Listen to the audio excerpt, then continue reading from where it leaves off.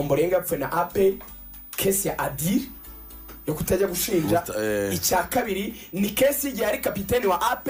abakinnyi b'abanyamahanga bakajya muri vacances iminsi 10, abakinnyi b'abanyarwanda bagahabwa vacances iminsi 3 gusa, babwirwa ngo bahita basubira ikirongi mu myitozo bajya gukina amapinduzi cup banja kwitoza icyumweru, ariko bakabwira abanyamahanga ngo mwatashye wanyu mwe tuzahurira muri Tanzania. Niyo Ombolenga nka kapiteni yabaje aravuga ngo ese naba professionnel kuturusha kuki mwumva mwaba vacances iminsi 10 kemukagwa vacances iminsi 3 gusa ngo nikoze mu rugo mitejura mu myitozo icyonye, ariko Pavel watashye muri Brazzaville